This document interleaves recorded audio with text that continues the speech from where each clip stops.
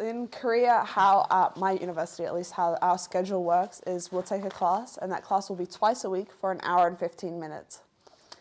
So usually like a Monday or a Wednesday or a Tuesday or a Thursday, right?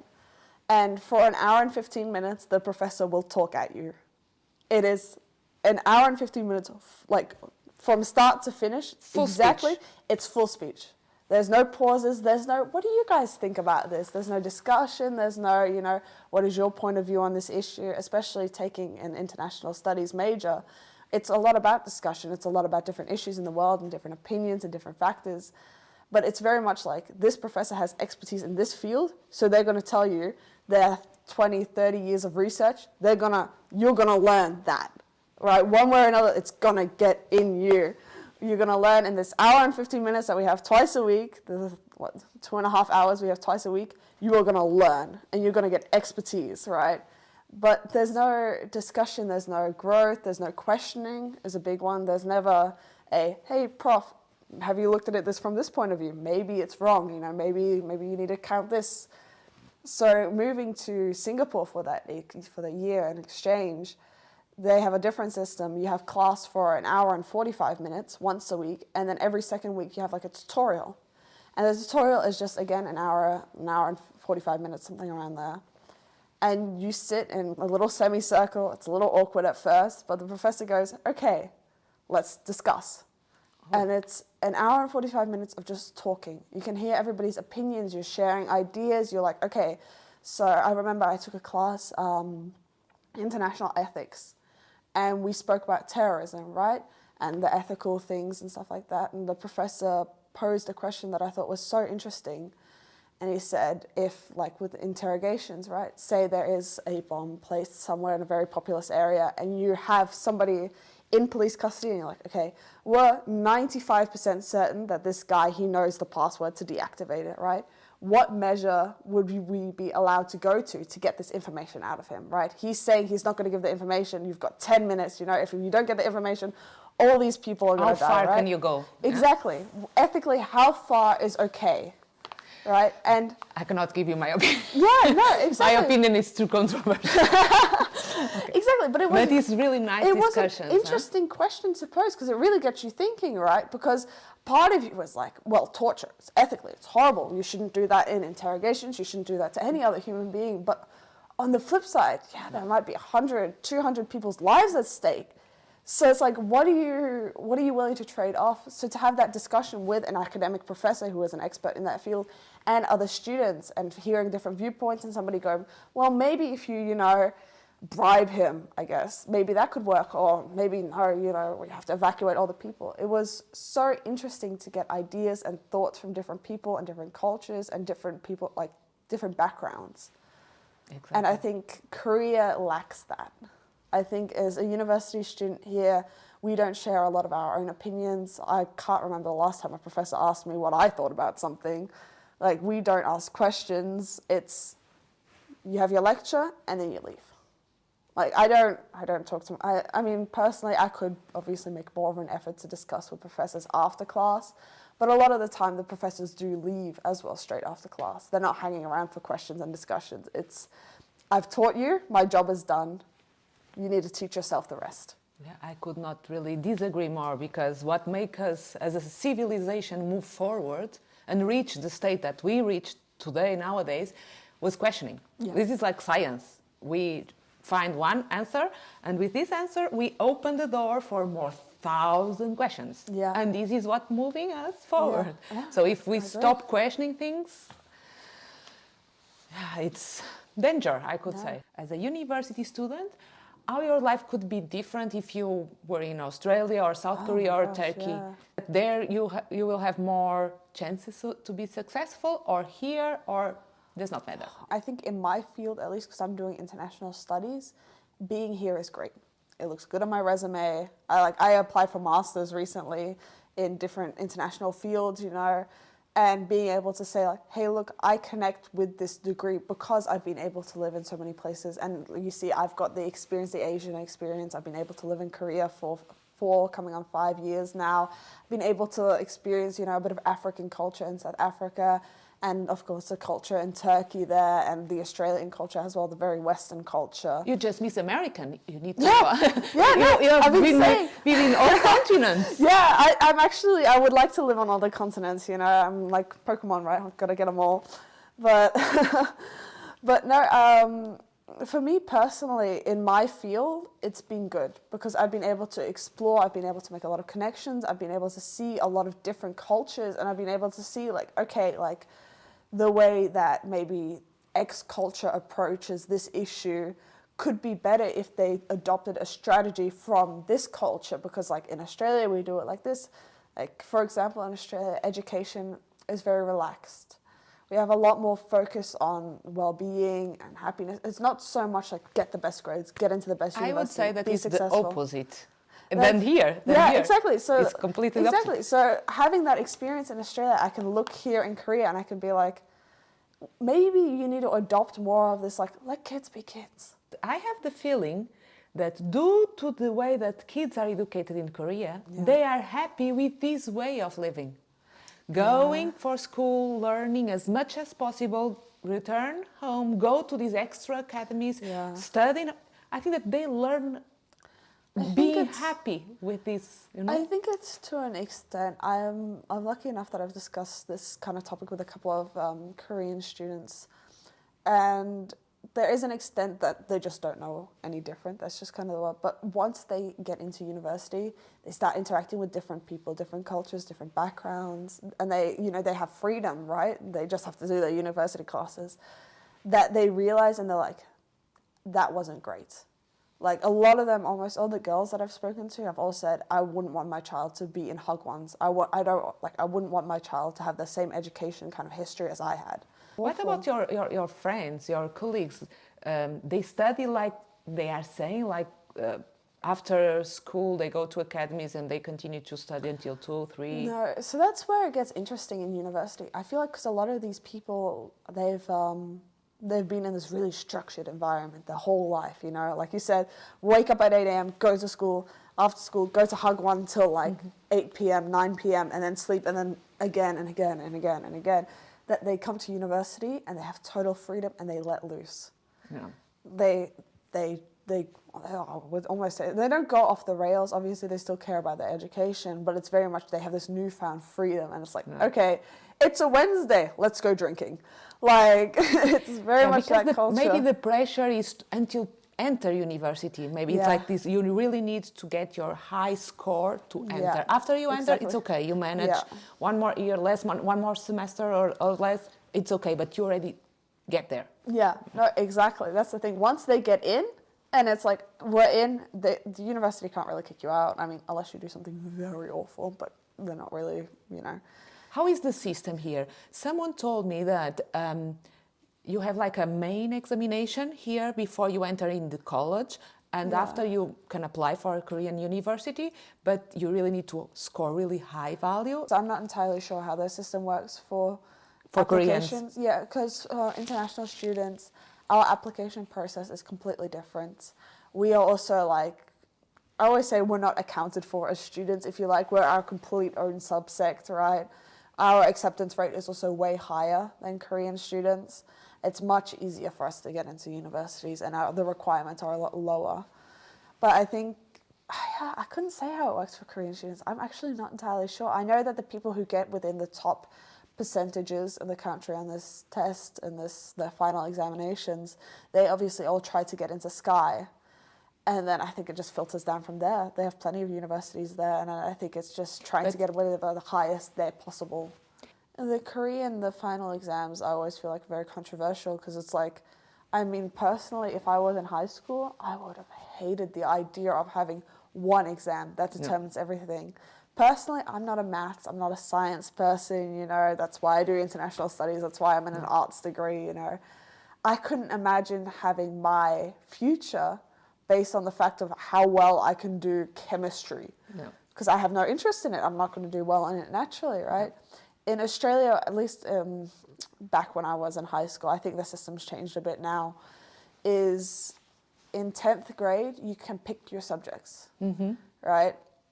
So personally, I chose more art-focused subjects. I chose to study law, business, graphic design, and then of course you have to do maths and English.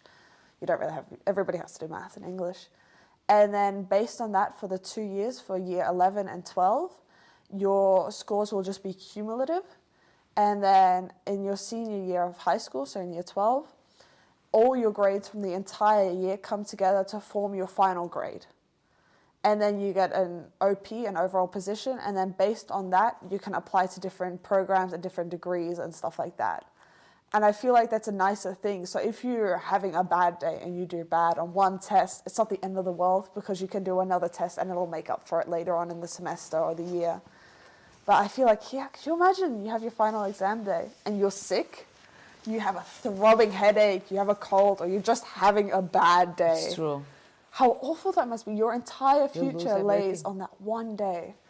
I couldn't, I really, they're troopers for being able, I couldn't do it. Changing completely the topic. Balancing different cultural identities can be complex, and you have been collecting them from a while. How do you stay connected with Australia? Are you going there often? Do you still have family there, friends there? So Australia is always a very interesting thing for me. Due to COVID, obviously, I wasn't able to visit for a long time. So I went, from when I left, I went almost 3.5 years without going back. So I recently went back last year, the end of last year, I went back for the first time in like, how many years? 3.5, almost 4 years at that point. And I came back and I was like, it was so nice to be back. But on the other hand, I was like, this isn't home anymore, right? If you've spent so much time somewhere else, it just wasn't home. And I didn't visit my hometown. I didn't visit Brisbane. So I went to Adelaide and to Sydney, and it was great. I have my grandparents are living in Adelaide at the moment. My aunt and uncle and cousin are in Brisbane. But I feel like I don't have as strong as a connection to Australia anymore, just because I've spent so much time away from it, I feel like. Yeah, this is the flip side of the coin. When we go back, we enjoy, but after a while we miss our... Yeah, I had such conflicted feelings. I was in the plane, I was like, oh yeah, I'm going home, which felt so weird to say that I'm going home to Korea. I've just been coming from what theoretically should be my home, right?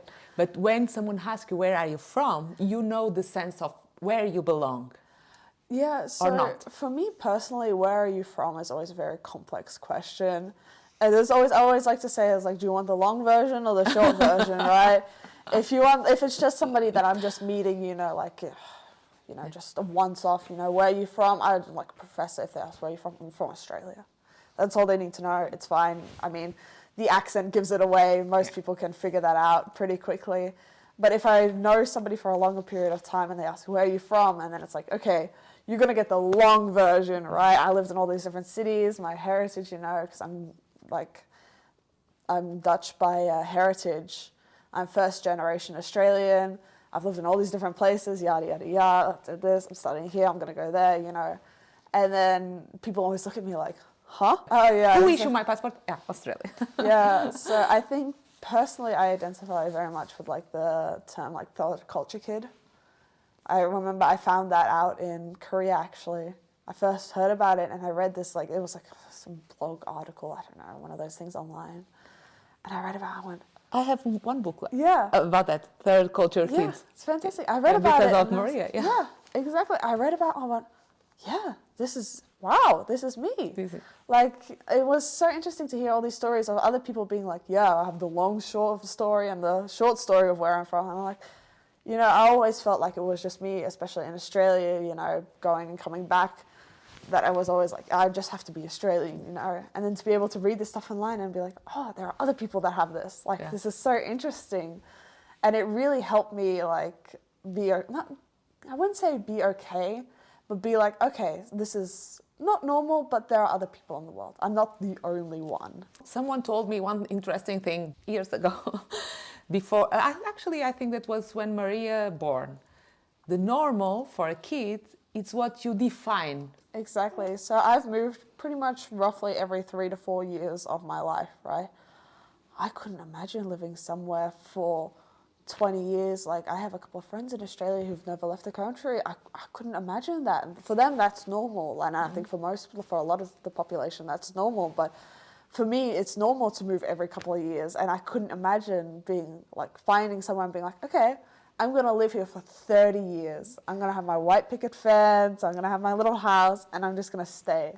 I would go crazy. Like, we came back from South Africa and Turkey, and we moved back to Brisbane, and back to the same house, the same area, you know. And I went to high school there with a lot of people that I went to primary school with. And I remember, like, everybody was discussing universities, what you're going to do after graduation. And I was thinking to myself, I was like, Korea wasn't on the cards really as yet. But I was thinking, I was like, I want to leave.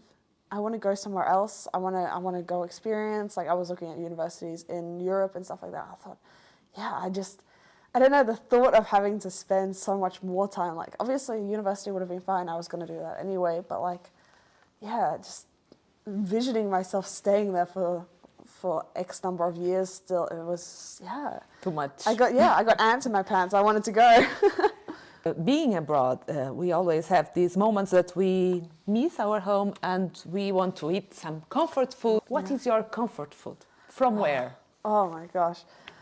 So, or university fast food that is global food is your comfort food. Oh my gosh. I've got, Imagine yourself in a rainy day and you are feeling awful and you want to eat something that makes you feel better. Oh my gosh. I've got so many different ones from so many different countries. Obviously, some things are easier to come across and some things are harder. But, like, every time that my parents will go to the Netherlands, we get something called hagelslag, which is like, yeah, I know. No idea. Yeah, I know. It's very, yeah. They're essentially, they're like chocolate sprinkles that you put on your bread. And to me, that's like the best thing ever, right? Okay. For me, that's really like a comfort food, like a home thing. And then if we go to Australia, it's Milo. Like, it's like a chocolate malt drink. If you know Nesquik, it's like a similar thing, but like a lot better. But like, I moved to Korea, obviously, and I had my cousin fly over to Korea to visit us for a holiday. And I said to her, she's like, what do you want from Australia? I said, Tim Tams and Milo. And so she sends me a photo. She's getting on the plane. She sends me a photo. And she has a backpack. And the backpack's open, and there's just like a 2-kilo tin of Milo on the top, and that's the only thing in this backpack. Oh my God. And for me, it reminds me of home. It reminds me of like when I was a kid. You know, you come home from school, a long day of school, and you have your Milo, like your hot chocolate kind of thing. So it's definitely that.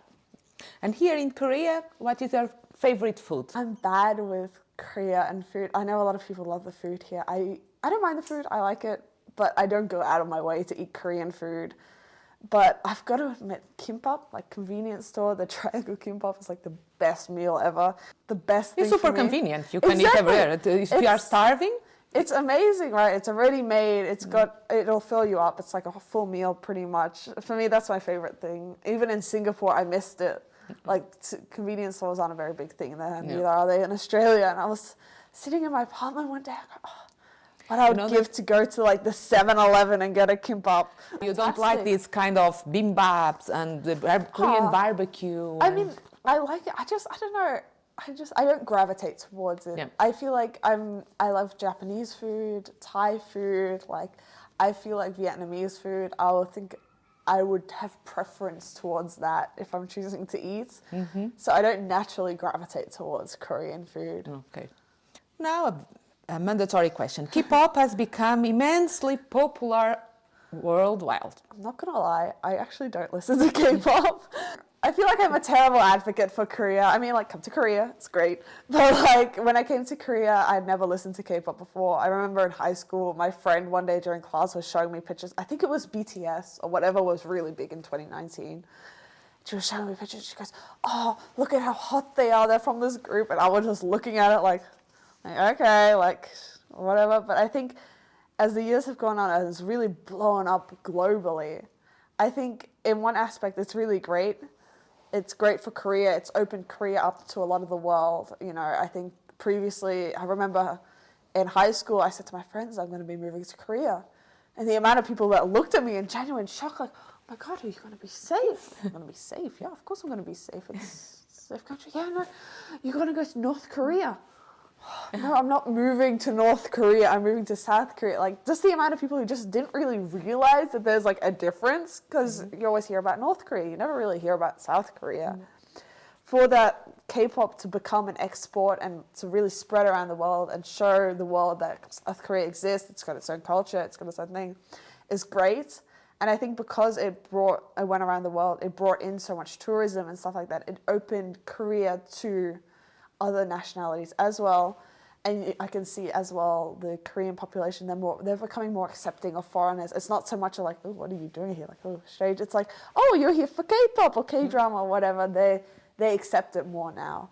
And I think that's been really great. And I think it's been a great advertisement for Korea and for, you know, for more people, more foreigners coming into the country as well. You spoke about North and South conflict.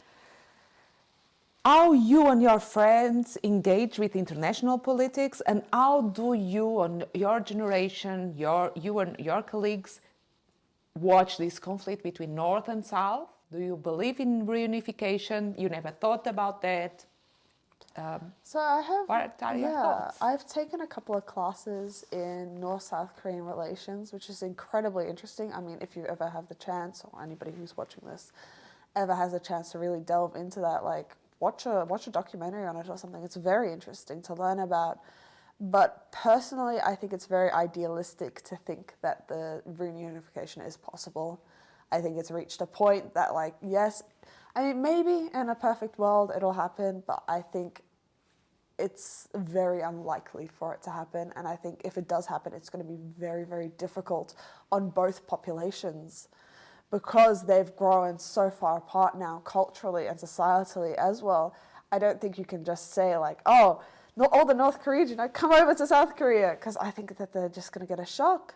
And I think it's the same way with the South Koreans and the North Koreans. I think it's just culturally they've grown very far apart. So I think if they do want to go down the track of reunification, if all of a sudden they both have a change of heart and they're like, yes, this is an amazing idea, I think it's going to be a very long and very difficult process. But that being said, I think that realistically in the political climate that we're in now, I don't think it's going to be happening anytime soon. But if they do want to take steps, it would be great, you know, like let a little bit of like maybe just tourism, right? Let some people in, let some people out, you know, but full reunification, we're going to get rid of the border, we're going to stop the war, it's going to be complete ceasefire. I don't think it's going to be happening. And do you feel in danger here? How do you watch these informations that we receive every day from the news that North Korea will attack South Korea, or North Korea will attack Japan, and Japan is preparing and doing exercise with populations for an... I feel super safe here. Yeah, I mean, there's always that looming idea of like, oh, if one day, you know, there's a possibility that it happens. But I think the chances of that happening are very slow. I think the news likes to fearmonger, it likes to build it up, it likes to, you know, this is happening, like, oh my God, they were doing military exercises.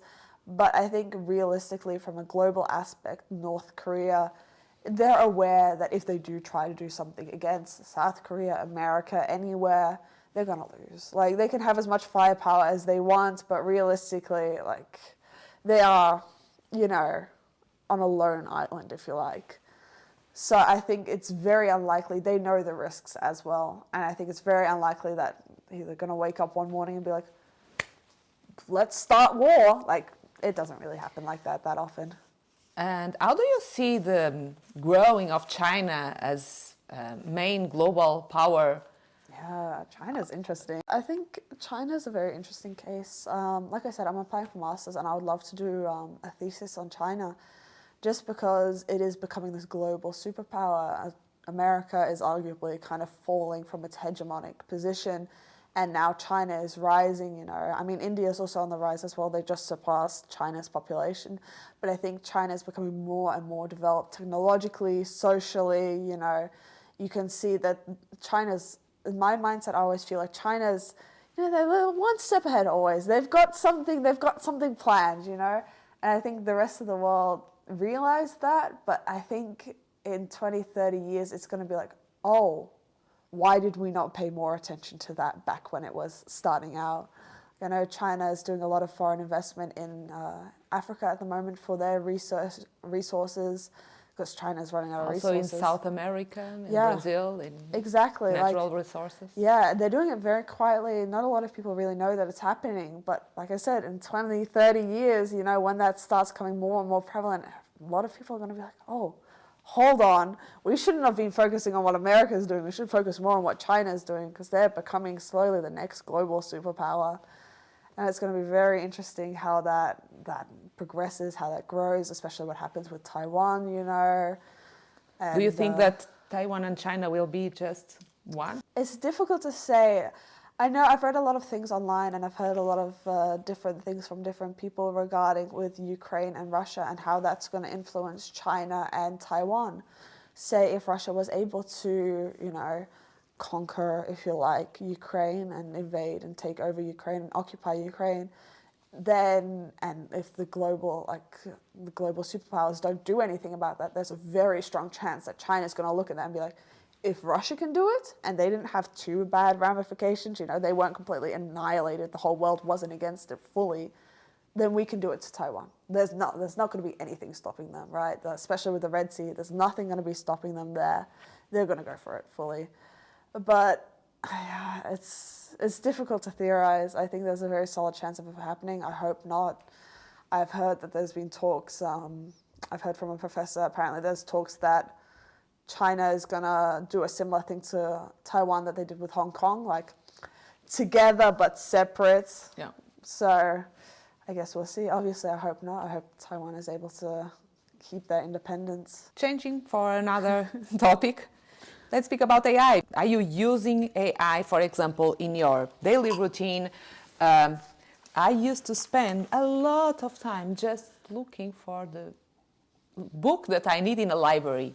Are you still going to libraries? There is libraries in the universities right now. This is going to sound very, very Gen Z of me, but I genuinely cannot remember the last time that I went to a library to look for a book. There is a library in your university? I know that there is one. I don't think I've ever been to it. I think I've been there once because I needed to buy a book from the bookstore that was there. But I've never been into the actual, like, where the books are held. And I think that's namely also, they don't really have English books, so it's not really a thing, a resource that I could use much. But I can't say the last time that I went into a library. But AI, you know what? It's the future. I love AI. I mean, maybe not in the future when they take all our jobs, but hey, look, for now, as a student, I think it's the most valuable resource that we have. And I think denying it is a bad decision. I mean, obviously use it smart. I always say, like, use AI, but don't be stupid about it. Ask questions to it. Don't accept the first thing it tells you, you know, and if you're using it to write an essay, to use research, use it as a tool. Use it like you would use Google. But don't just copy and paste everything that it generates to you. It's not a good look academically, and it's not a good idea because you're not going to be learning stuff. But I think it's a very valuable tool. At least it saved a lot of time. Oh, yeah. A lot of time. Yeah, it's great. How do you see the role of AI in the future of job market? Ooh. So I like to think, you know, I think a lot of people have this thing with arts degrees and like, oh, you know, you're not going to have a job in the future and yada, yada, you know, the stereotype. I think on the flip side of that, now that we've got AI, I'm like, I know that for me personally, my job security is probably a bit higher than people who are in programming or coding. Like, I graduated high school. Everybody always said to all of us, like when we were graduating, get a degree in computer science, get a degree in data, get a degree in programming. That's what the future's going to be. And now AI has come out, and I swear every week I read an article, there's this new AI that can do programming 100 times more efficient than a human can. And I just think to myself, all these people in my year level and the year level below and the year level above me that were told, go and get a computer degree, their degrees are going to... They will be gamers. Yeah. Oh, yeah. Yeah, but their degrees are not going to be worth as much as they were promised. And I think I'm very lucky because I have a social science degree. It's a people degree. You know, it's going to be a very long time before I think AI can start taking that over. Yeah. Yeah. People that it's focused in sports, Oh, yeah. art, Yeah. dance, stuff like that will be safety side, and also the everything that is based in human relationship. Yeah. Do you aspire to marriage and have a family, or you are fine and this is something that is not part of your plan? Oh my God.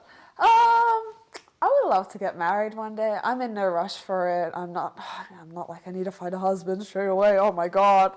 I'm gonna be, I don't want to be single when I'm 25. Like I don't really mind about that too much. Personally, I don't think I'm into the idea of having kids. I mean, I think it's a wonderful thing. If you like that, that's great. Have your family be happy. For me personally, I don't think it's for me. I feel like I want to be more of a career woman. I want to travel around. I want to see the world. I want to do stuff. I'd love to have a partner to do that with. I'd love to have a husband. I'd love to get married, but I'm in no rush. What advice would you offer to a young person like you that is considering studying abroad and especially choosing a completely different culture from their own? I think obviously it depends on the person. Some people are better equipped for it. Don't go into it blindly. Don't go into it, especially if you're going to a culture that's completely opposed to the one that you're living in, especially if you're coming from Europe or a Western world and you want to come to Asia, right? Don't go into it thinking everything's going to be the same. Everybody has to adapt to me. You have to be very flexible. There's a lot of times that you just have to take a deep breath and just water off of a duck's back, and that's just it, right? It's not always going to be fun. It's not always going to be amazing and incredible and going on vacations and doing this. There's going to be difficult times.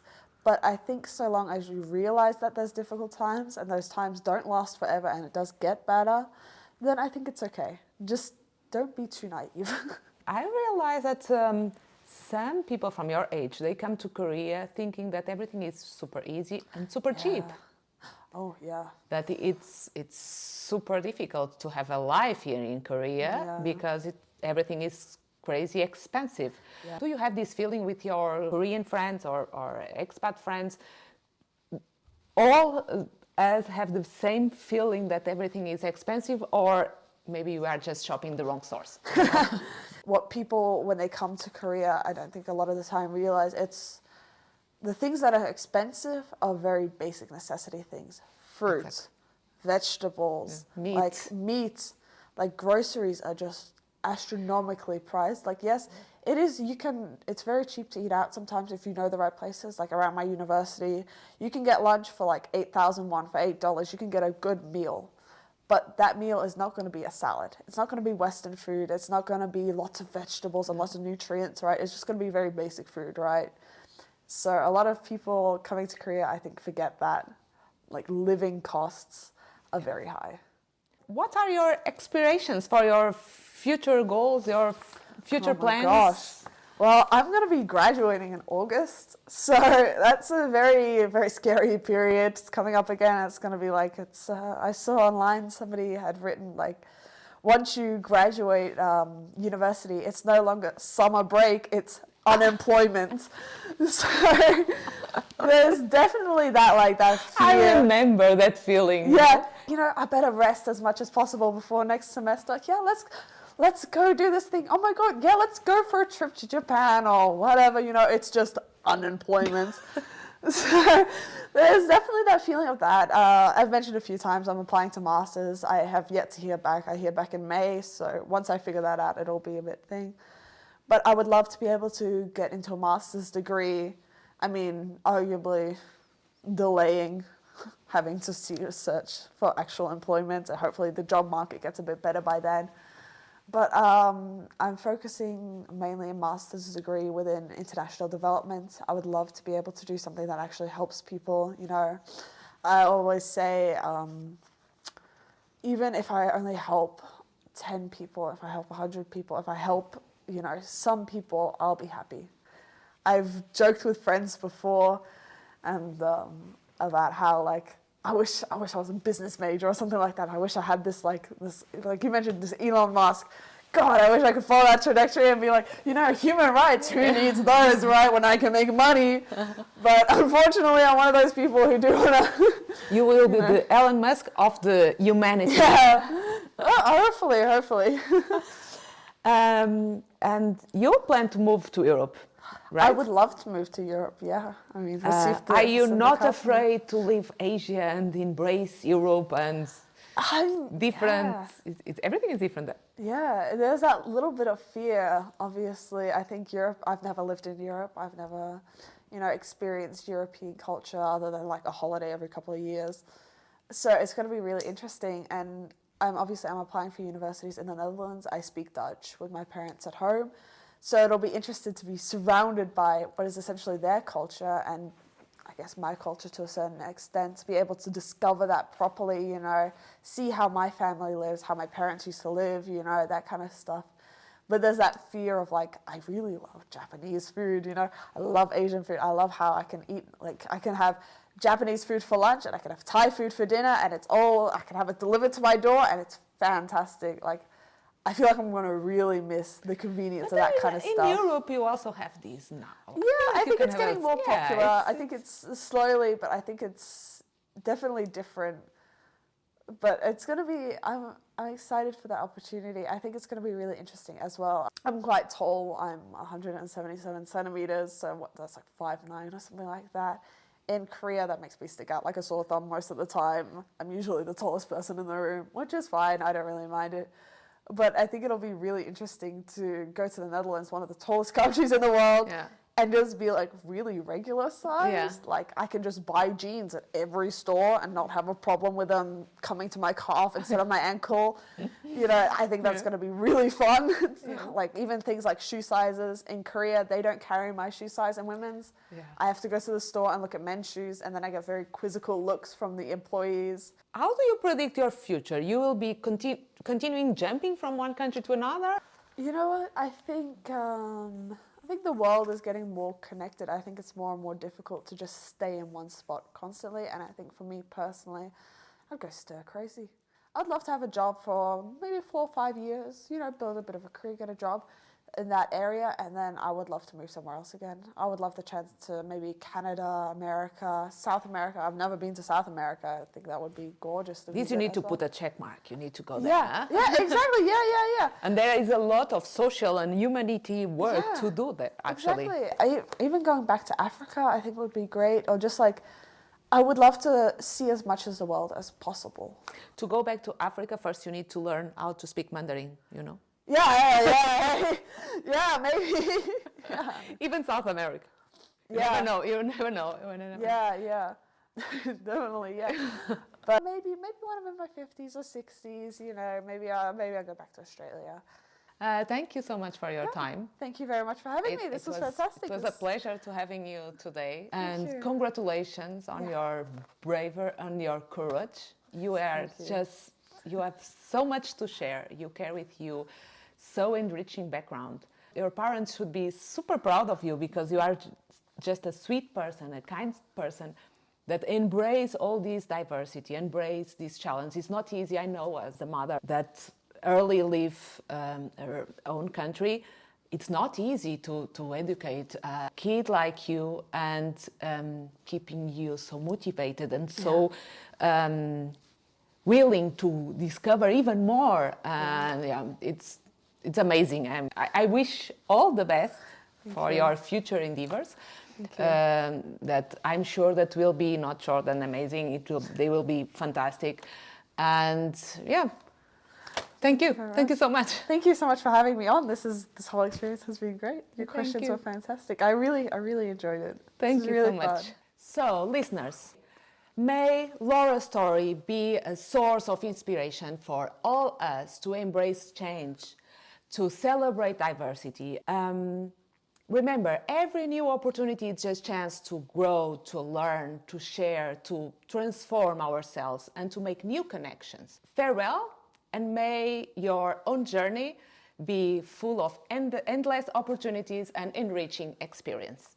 And if you like this podcast as much as I did, please do not forget to subscribe, write a review, and share it with your family and friends. Bye-bye.